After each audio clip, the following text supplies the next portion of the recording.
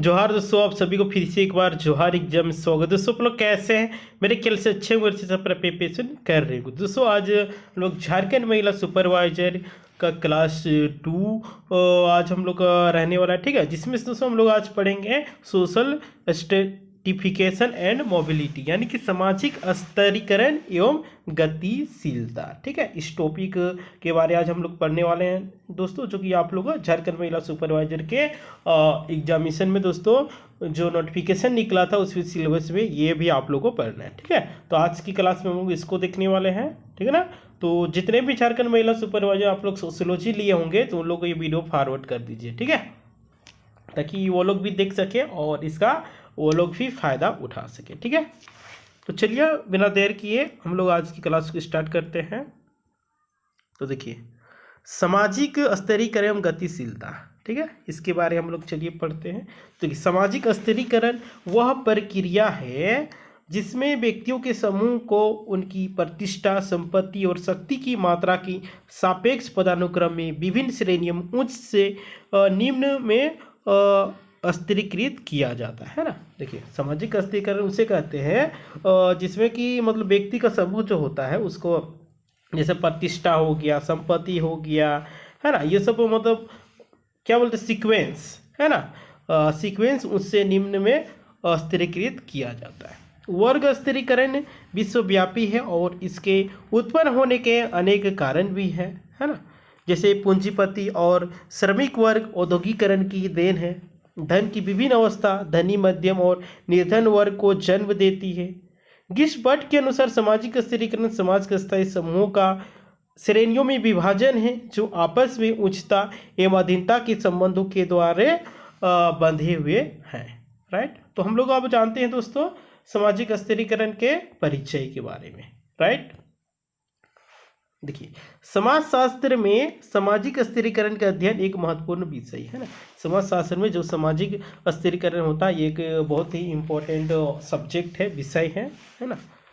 समाज के विभिन्न स्वरूपों का अध्ययन करने से यह पता चलता है कि समाज में जिस प्रकार व्यक्ति एक दूसरे से जुड़े होते हैं उसमें प्रत्येक व्यक्ति का अपना एक अलग स्थान होता है ना। देखिए, समाज में सभी वर्ग के लोग जुड़े हुए रहते हैं ना, और इस अध्ययन से पता चलता है कि आदमी एक दूसरे से जुड़े हुए रहते हैं, है ना, और उनका अलग अलग स्थान होता है सबका।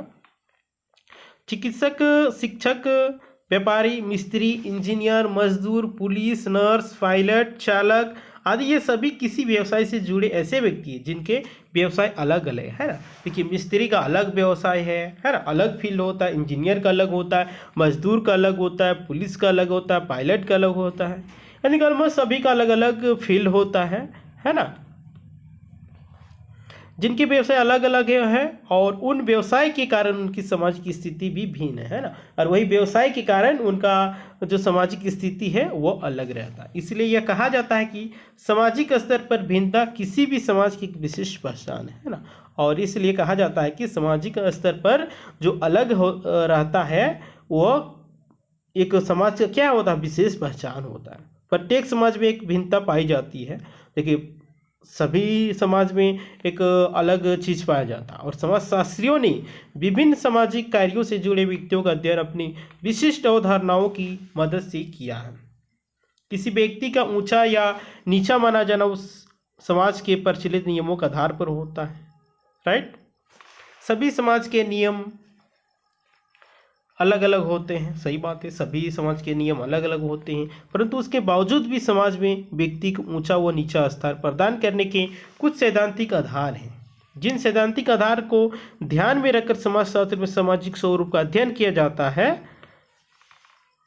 जहां तक सामाजिक स्तरीकरण का प्रश्न है, इसे परिभाषित करते हुए बर्जर और बर्जर का मानना था कि सामाजिक स्तरीकरण से समाज में व्यक्ति को एक दूसरे से भिन्न पहचान मिलती है ना। सामाजिक स्तरीकरण से व्यक्ति को एक अलग पहचान मिलती है जो सामाजिक वर्गीकरण के सिद्धांत पर उस समाज में टिका हुआ रहता है, राइट। सामाजिक स्तरीकरण लोगों को श्रेणीबद्ध करने की प्रक्रिया, और ये सामाजिक स्तरीकरण है जो कि लोगों को श्रेणीबद्ध में करने की एक प्रक्रिया है। व्यक्ति जिन विभिन्न श्रेणियों में बटे होते हैं उन्हें स्तर कहते हैं, राइट। व्यक्ति जिन विभिन्न श्रेणियों में बटे होते हैं उन्हें क्या कहते हैं? स्तर कहते हैं।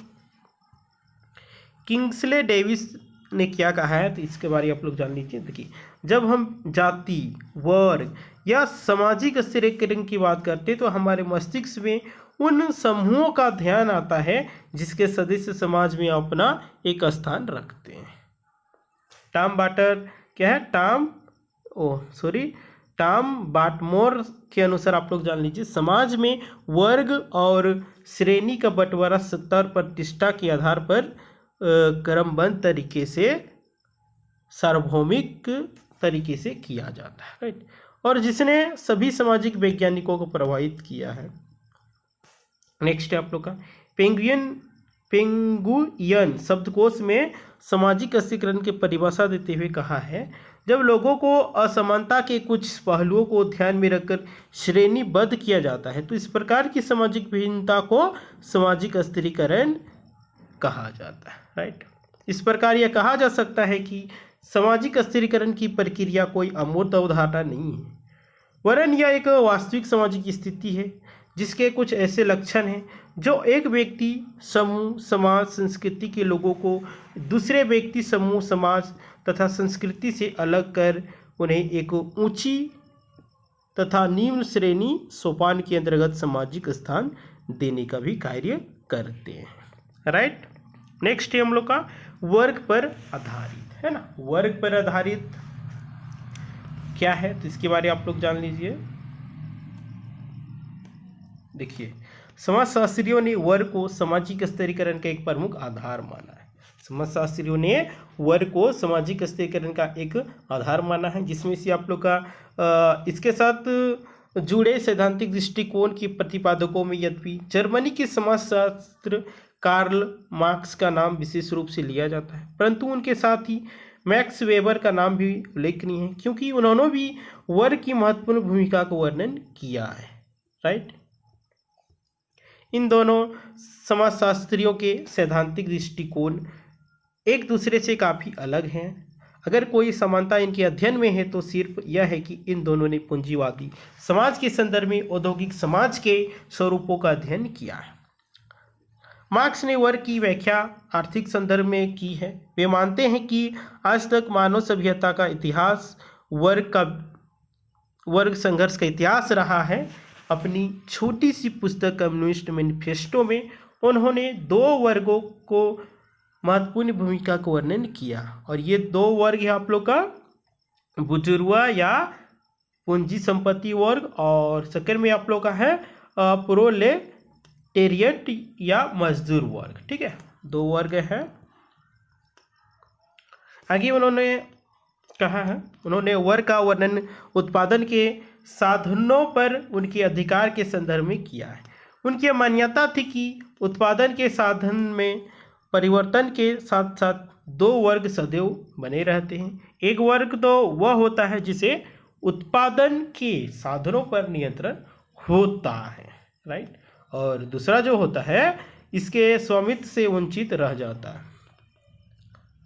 औद्योगिक विकास की प्रक्रिया में औद्योगिक समाज में दो वर्ग स्पष्ट रूप से देखे जा सकते हैं। एक वर्ग पूंजीपति वर्ग कहलाता है तो दूसरा वर्ग मजदूर कहलाता है। सही बात है, एक दो समाज में दो तरह के वर्ग होता है, एक पूंजीपति वाला, एक मजदूर वाला, यानी कि एक अमीर होता है तो एक गरीब होता है। ये आप सभी को भली बात भी पता होगा। नेक्स्ट है आप लोग का आर्थिक परिस्थितियां एक दूसरे की प्रतिकूल होती है। सही बात है, जो आर्थिक परिस्थितियां है वो एक दूसरे की प्रतिकूल होती है। जहां पूंजीपति वर्ग उत्पादन के साधनों पर एकाधिकार जमा लेने की वजह से शोषक वर्ग की भूमिका निभाता है, तो वही दूसरी ओर मजदूर वर्ग होता है जो उत्पादन के साधनों से वंचित रहता है और उसका शोषण पूंजीपति वर्ग द्वारा होता है। नेक्स्ट है हम लोग का इन दोनों की स्थिति परस्पर एक दूसरे के अलग होता है, यानी कि विपरीत होता है, और इन दोनों के परस्पर विरोधी आर्थिक स्वार्थ के कारण इन दोनों में निरंतर संघर्ष की स्थिति बनी रहती। वास्तव में पूंजीवादी व्यवस्था में इन दोनों वर्गों के बीच आर्थिक स्वार्थ के भिन्न होते हैं, यानी कि अलग होते हैं। वर्ग चेतना पर आधारित वर्ग संघर्ष की अवधारणा के द्वारा कार्ल मार्क्स ने सामाजिक क्रांति की बात की है। अस्थिरीकरण के नज़रिए से देखा जाए तो पूंजीपति वर्ग और मजदूर वर्ग दोनों के सामाजिक स्तर परस्पर अलग है। पूंजीपति वर्ग अपने आप को ऊंचा मानकर सदैव अपनी स्थिति मजबूत करता है, वही दूसरी ओर मजदूर वर्ग जो होता है अपनी स्थिति को ऊंचा उठाने के लिए हमेशा पूंजीपति वर्ग के उत्पादन की प्रणाली में अंतर्द्वंद देखता है और अपनी स्थिति को ऊंचा उठाने के लिए पूंजीपति द्वारा कमाए गए मुनाफे में अपना हिस्सा मांगता है ना। वेबर ने भी समाज में वर्ग के आधार पर आर्थिक स्तर पर मतभेद देखा। वेबर का कहना था कि वर्गों के उन्नति के अवसर परस्पर अलग अलग होते हैं।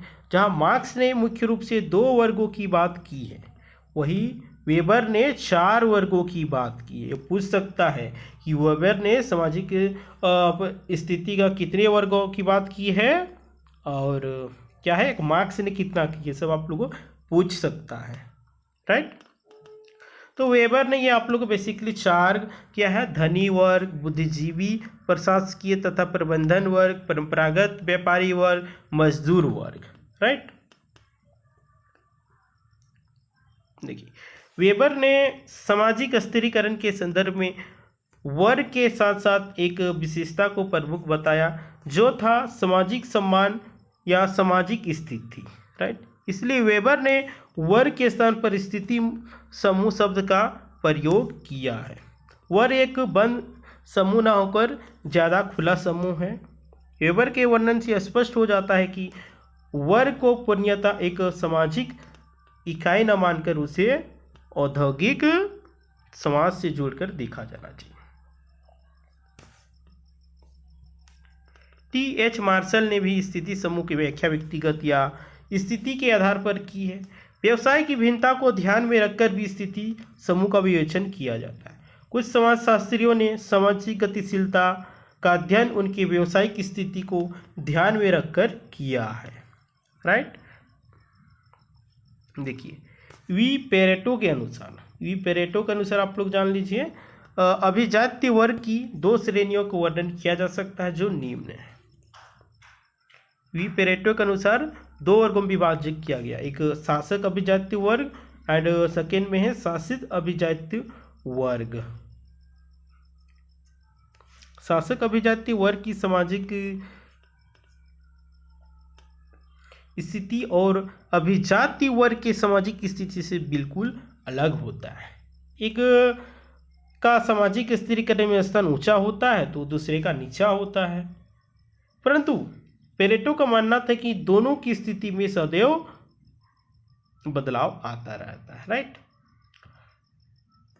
उन्होंने चक्र सिद्धांत के रूप में इसका वर्णन किया है। आज जो शासक अभिजात वर्ग है उनकी स्थिति मजबूत है, पर सदैव उसकी स्थिति मजबूत नहीं रहेगी। कहे कि जो वर्ग सत्ता में नहीं आ पाते वे सत्ता में बने रहने वालों के लिए पूरी निगरानी रखते हैं और उनके कमज़ोर होते ही उन पर हावी हो जाते हैं। उनके सिद्धांत को अभिजात वर्ग का चक्रण सिद्धांत भी कहा जाता है, राइट।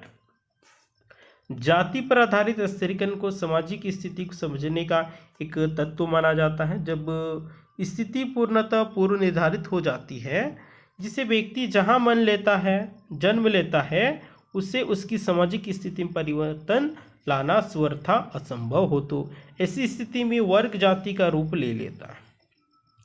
मैकाइवर और पेज के इस कथन का समर्थन करते हुए किंग्सले डेविस का यह मानना था कि जाति के आधार पर जब स्थिरीकरण के स्वरूप की बात की जाती है तो 2 प्रकार की स्थिति का सहज रूप से स्मरण हो जाता है, और दोनों स्थितियां हैं प्रदत्त स्थिति और अर्जित स्थिति। जाति पर आधारित समाज की निम्न विशेषताओं का उल्लेख करना यहाँ उचित है। जाति में सदस्यता वंशानुक्रम पर निर्भर करता है। बचपन से ही जन्म के बाद उसे वह स्थान मिल जाता है। इस प्रकार के विरासत में मिली सदस्यता निर्धारित और अस्थायी होती है, क्योंकि व्यक्ति चाहकर भी इसे छोड़ नहीं सकता। यहाँ विवाह के लिए उसके पास अंतर्विवाही विकल्प के अलावा और कोई दूसरा विकल्प नहीं होता है। खाने पीने में उसकी पसंद सीमित रहता है, यानी कि किसी और के हाथ का बना खाना वह खा नहीं सकता। जाति द्वारा उसे जो पहचान या नाम मिलता है उसे वह चाहकर भी नहीं बदल सकता है। राइट। जाति के लोग परंपरागत पेशे से बंधे होते हैं। प्रत्येक जाति का अपनी प्रतिष्ठा वो मान सम्मान होता है जो उस जाति से स्थापित होता है ना। जाति के आधार पर न केवल भोजन बल्कि स्थान भी पवित्र और अपवित्र जैसी धारणा से जुड़े हुए। बिल्कुल बात है, आप लोग गांव देहात में भी देखते होंगे, है ना, जात पात किस तरह से होता है। लेकिन जात पात एकदम तोड़ना चाहिए और मानवता के आधार पर चलने की आवश्यकता है ना। जाति से कोई ऊंच नीच नहीं होता है, बल्कि वो कर्म से ऊंच नीच होता है। राइट। जाति के लोग भी उपजाति के आधार पर बटे होते हैं, यानी कि जाति के अंदर ही एक स्तरीकृत उपजाति होती है जिसकी स्थिति एक दूसरे से एकदम अलग होता है। ब्राह्मण जाति में भी कई उपजातियां होती है जिनकी सामाजिक स्थिति एक जैसी नहीं होती और उनके बीच भी विवाह विषवर्था वज्रत होता है, यानी कि वर्जित रहता है। तो दोस्तों आज की हम लोग क्लास यहीं पे समाप्त होती है ना। उम्मीद करते हैं ये सेशन आप लोग के लिए हेल्पफुल हो रहा होगा, होगा, ठीक है, 100% होगा। आप लोग कंटिन्यू बने रहें, ठीक है। एग्जाम से पहले तक आप लोग सारा सिलेबस कवर करवा दिया जाएगा, ठीक है। होम साइंस और साइकोलॉजी का भी और जितने भी सब्जेक्ट है सभी का आप लोग का एग्जाम से पहले करवा दिया जाएगा, ठीक है। कौन कौन होम साइंस और साइकोलॉजी से वो कमेंट करके बताएं, ठीक है। जितना ज़्यादा कमेंट आएगा, ठीक है, उतना जल्दी आप लोग के लिए उसका भी क्लास अरेंज करवा दिया जाएगा, ठीक है। और इस वीडियो को आप लोग ज़्यादा से ज़्यादा शेयर करें ताकि जितने भी तैयारी करने वाले अभ्यर्थीगण होंगे सभी के पास वीडियो पहुंच सके, सभी लोग इसका फ़ायदा उठा सकें। राइट। और इस चैनल में आप लोग नए होंगे तो बोलेंगे जोहार एग्जाम को सब्सक्राइब कर लीजिए एंड बेल आइकन को प्रेस कर दीजिए ताकि जब इसी प्रकार के वीडियो अपलोड होगा तो आप लोग को सबसे पहले नोटिफिकेशन मिल सकेगा, ठीक है। आज थोड़ा क्लास लेट हुआ, उसके लिए आप सभी क्षमा प्रार्थी है, ठीक है। कल से आप लोग का समय पे क्लास होगा शाम के 6 बजे, ठीक है। तो आप लोग 6 बजे लाइव रहिएगा, ठीक है। फिर मिलते हैं। देखिए, और बहुत सारी अभ्यर्थीगण कमेंट करके बोलते हैं सर एग्ज़ाम कब हो, एग्ज़ाम कब हो। देखिए, एग्ज़ाम कब होगा नहीं होगा उसका आप लोग चिंता छोड़ दीजिए। एग्ज़ाम अपना सही समय पे होगा, आप लोग बस तैयारी में लग जाइए। एग्ज़ाम अभी हो जाएगा तो क्या आप लोग नौकरी ले लीजिएगा, नहीं ले लीजिए। अब तैयारी कीजिए, ज़बरदस्त तैयारी कीजिए, ठीक है। जब तक एग्ज़ाम डेट नहीं घोषित हो जाता तब तक आप लोग तैयारी करते रहिए, ठीक है। पढ़िए और टेस्ट देते रहिए और देखिए कि कितना सही होता है नहीं होता है, ठीक है। और जो भी आप लोग पढ़ाया जाता है वो आप लोग खुद से उसका MCQ बनाने का प्रयास कीजिए, ठीक है। बाद में तो जितना भी ये कंप्लीट हो जाएगा आप लोग को MCQ के माध्यम से भी आप लोग को करवाया जाएगा, ठीक है। तो आप लोग को ज़्यादा टेंशन लेने की भी आवश्यकता नहीं है। आप लोग एग्ज़ाम भी सही समय में होगा, बस आप लोग ईमानदारी से तैयारी करते रहिए, ठीक है। अगर कोई भी चीज़ को ईमानदारी से आप लोग करते हैं तो आप लोग निश्चित ही रूप से आप लोग को सफलता मिल जाएगा। राइट। तो ठीक है, फिर मिलते हैं।